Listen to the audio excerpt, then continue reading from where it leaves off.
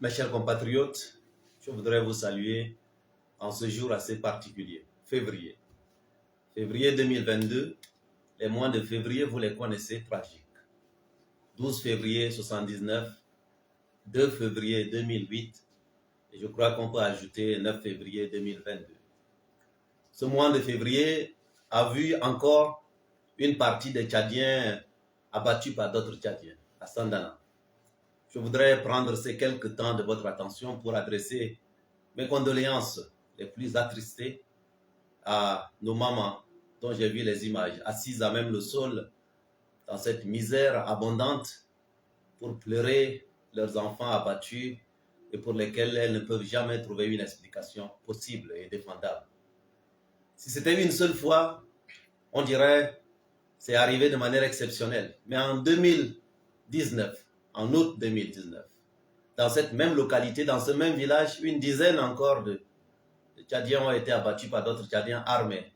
Et puis en 2022, la même situation. Qu'est-ce qui a changé pour ces mamans-là, pour ces familles endeuillées? Absolument rien. Une constance dans l'insécurité. Et pourtant, on leur a vendu un pays tellement en sécurité et capable d'exporter la sécurité à d'autres peuples. Mes chers compatriotes, il y a un temps pour pleurer. Il y a un temps pour avoir le courage de la liberté. Jusqu'à quand, vous vous demandez? Allons-nous continuer ainsi, nous, Tchadiens, à assister, Sandana, Kumogo, Moyen Chari, mais il y a quelques jours, c'était à Abéché. On a vu des Tchadiens abattus dans un cimetière au moment où ils étaient en train d'enterrer d'autres Tchadiens qui ont été abattus quelques jours plus tôt. Et la conclusion de tout cela, c'est quoi? On a ramassé quelques personnalités qu'on a envoyées pour que ces personnalités viennent signer des pactes de non-agression comme si le Tchad était agressé par d'autres pays. Tout ça, c'est l'hôtel du mensonge, l'hôtel de l'escroquerie sécuritaire. Cette sécurité qu'on a vendue aux Tchadiens et qui n'existe que de nom, mes chers compatriotes. Mais nous devons mettre fin à cela. Et donc, en demandant à ces mamans de sécher leurs larmes, je voudrais aussi nous exhorter, nous tous, à nous mettre debout pour la dignité qui est en train d'être perdue. L'indignation face à une vie tchadienne emportée doit être une indignation pas à géométrie variable et totale, parce qu'il n'y a pas d'industrie de fabrication de la vie humaine, mes chers compatriotes. Et certains confondent cela et appellent ça conflit entre agriculteurs et éleveurs, conflit intercommunautaire. Tout ça est faux. Il n'y a pas de conflit intercommunautaire, il n'y a pas de conflit entre agriculteurs et éleveurs, il y a un conflit entre la justice et l'injustice. Il y a un conflit entre des familles de Tchadiens qui, civils, militaires, majeurs ou mineurs, hommes ou femmes, sont armés avec des armes de guerre, pendant qu'une autre partie des Tchadiens est complètement désarmée. Alors que les lois de la République interdisent aux civils et aux Tchadiens de porter des armes, il y a dans ce pays des quartiers totalement armés, alors que d'autres sont totalement désarmés. Des provinces totalement armées, alors que d'autres sont totalement désarmées. Des familles totalement armées, alors que d'autres sont totalement désarmées.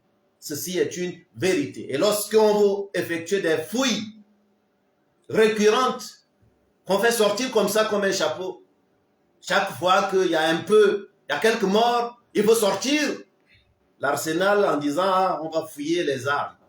Mais au moment des fouilles, je voudrais aussi vous le dire, mes chers compatriotes, certains quartiers ne sont pas fouillés. Dans ce pays, nous le savons. Certaines familles ne sont pas fouillées. Dans ce pays, nous le savons. Et dans certains quartiers où on va pour fouiller les gens, ceux qui ont des amis, des parents dans les forces de défense et sécurité, les avertissent, les armes sont ramassées et stockées parfois dans des camps. Et ensuite, lorsque les fouilles sont terminées, on leur restitue ces armes. Vous savez, le problème du Tchad, c'est l'hôtel du mensonge. Il est temps d'aller à l'hôtel de la vérité si nous voulons protéger chaque vie tchadienne et tchadienne. Nos larmes de crocodile ne suffisent plus parce qu'il n'y a pas d'industrie de fabrication de vie humaine. Ce conflit qui est là depuis des décennies, c'est un conflit entre la justice et l'injustice. Le moment est venu de ramener la justice dans ce pays. Mais avant d'arriver à cela, les Tchadiens se demandent si finalement chaque Tchadien devrait s'armer pour se protéger. Et la situation à Sandana, aujourd'hui, est révélatrice d'un drame profond que les larmes ne suffisent pas à éteindre, puisque si les larmes suffisaient à éteindre, en 2019, il y a eu autant de morts, le même nombre pratiquement. Et aujourd'hui, encore le même nombre. Et nous assistons donc de manière totalement impuissante, en quelque sorte, face à une situation dans laquelle, et pourtant certains ont promis qu'ils devaient assurer la sécurité. Alors mes chers compatriotes, qui assure la sécurité des Tchadiens aujourd'hui? Dans un pays dans lequel le ministre chargé de la sécurité lui-même n'est pas capable d'assurer sa sécurité, il s'est fait tirer dessus. Dans un pays où, et c'est l'occasion aussi pour moi de vous en faire une révélation, j'ai appris par des camarades de lutte reçus il y a quelques jours par le président du Conseil militaire de transition qu'ils ont déjoué une tentative de mon assassinat. Nous n'en connaissons pas encore les identités de ces personnes, des commanditaires, mais comme c'est dit de manière publique, devant des témoins, il me semblait important de porter cela à votre attention. Simplement pour illustrer, non pas pour l'ernicher sur mon cas. Mon cas n'est pas le pire des cas. Le pire des cas, c'est ceux qui sont déjà morts. C'est à ceux-là que je vous demande de penser ce soir. Mais c'était un élément pour illustrer le fait que finalement, qui est en sécurité dans ce pays. Alors ma question, elle est la suivante. Et je pense que pendant cette période transitoire, puisque les fouilles d'armes et les désarmements n'ont jamais abouti, et que c'est fait de manière sélective, est-ce que pendant cette période de transition, on devrait autoriser aux Tchadiens de s'octroyer des armes pour se protéger finalement? Parce que personne n'est à l'abri à l'heure où je vous parle. Et donc la question, elle est la suivante. Est-ce que nous devons mener ce débat? Et j'en ouvre ici, en tout cas la voix d'une certaine manière, je lance ce débat en vos noms. Est-ce que les Tchadiens ne doivent pas inscrire dans la constitution, la future constitution, le droit de porter les armes pour se protéger? Et si nous ne voulions pas aboutir à une situation pareille, où tous les Tchadiens devraient avoir ce droit de porter une arme pour se protéger, qu'est-ce que nous prenons comme mesure nouvelle, défendable, crédible, pour que nous ne continuions pas à pleurer des Tchadiens abattus chaque année? Si c'était des terroristes venant d'ailleurs qui abattent des Tchadiens, eh bien ça se comprendrait. Aujourd'hui, il y a des Tchadiens montés comme des terroristes parce qu'il y a des gouverneurs qui arment des gens. Il y a des administrateurs qui arment des gens. Dans certaines provinces, tout l'arsenal administratif sécuritaire est constitué de gens issus d'une seule famille et qui élèvent du bétail et qui arment une partie des Tchadiens avec des armes à feu. Ça, c'est la vérité et ça, c'est la réalité. Ils se comportent comme s'ils n'étaient pas des serviteurs. Au lieu de se comporter en serviteurs de ces peuples dont ils ont la responsabilité, ils se comportent comme s'ils étaient des colonisateurs, des dominateurs en réalité. Peut-être que le moment est aussi venu pour que les Tchadiens élisent leurs gouverneurs. Des gouverneurs élus ne peuvent pas faire tirer sur leur peuple.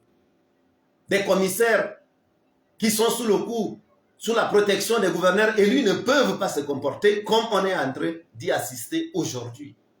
Donc ce conflit, c'est un conflit entre la justice et l'injustice, mes chers compatriotes. Et il y a des solutions pour mettre fin à cela. Le moment est venu pour que ce pays, pour l'avenir, n'ait pas des gouverneurs nommés, parfois issus de nos forces de défense et de sécurité, au lieu d'assurer la sécurité des Tchadiens, ils se comportent plutôt comme des conquérants qui n'ont de compte à rendre à personne et qui font tirer sur des paisibles citoyens. Est-ce que ceci est défendable dans un pays, dans une république qui est la chose de tous, mes chers compatriotes?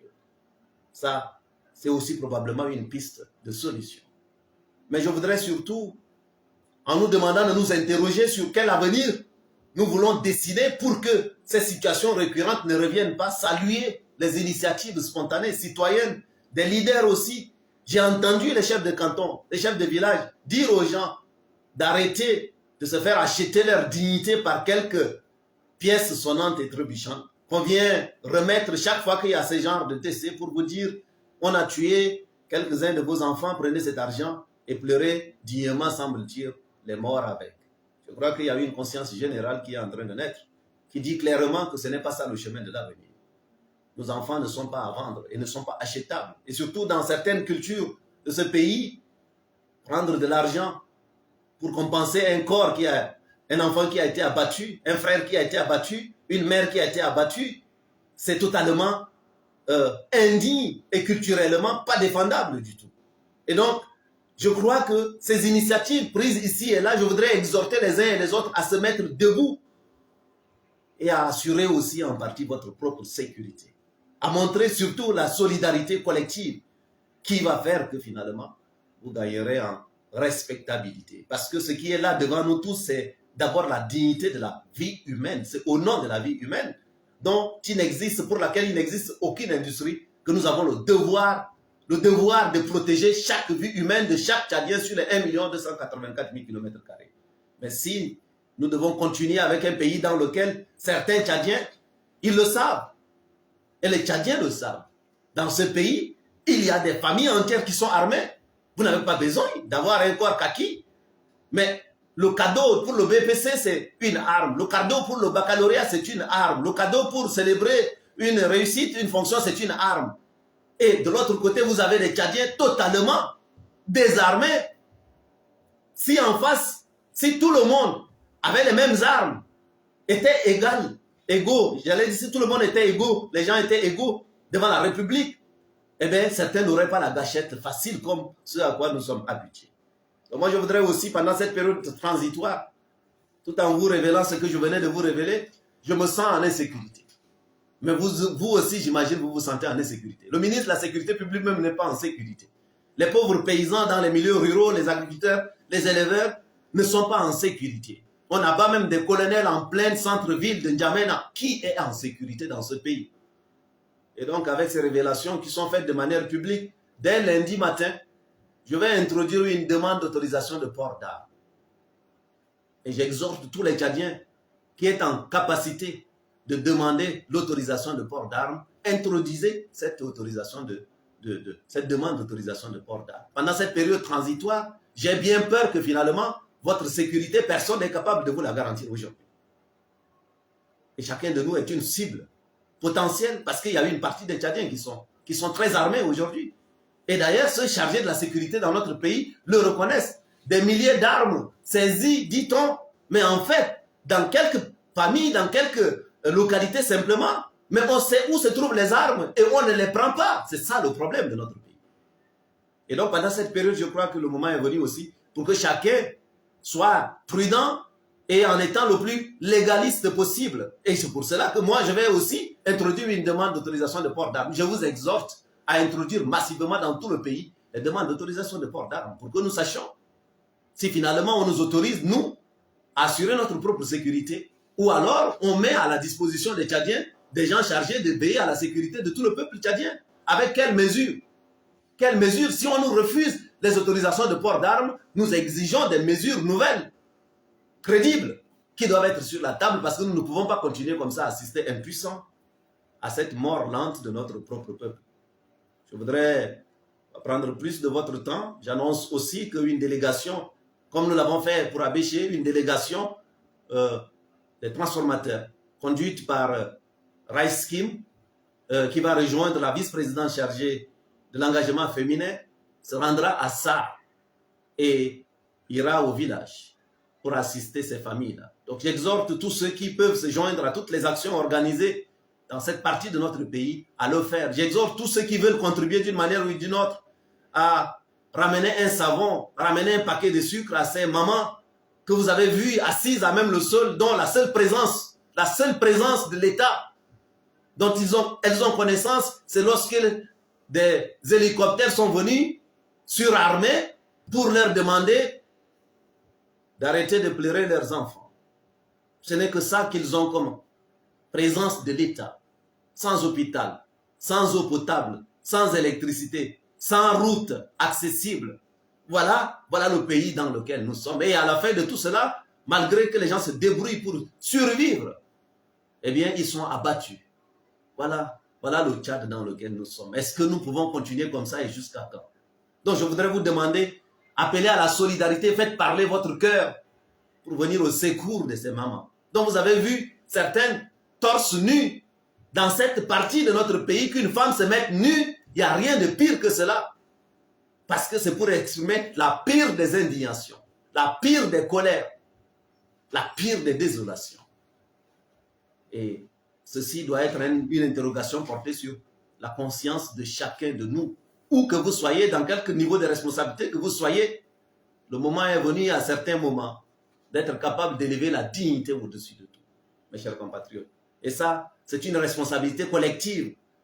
Et que ce moment de douleur ne soit pas un moment de désespoir, que ce soit plutôt un moment qui doit réveiller en nous l'orgueil positif, qui est l'orgueil des gens qui se battent pour leur dignité. La dignité pour laquelle aucun poste, aucune somme d'argent ne peut acheter.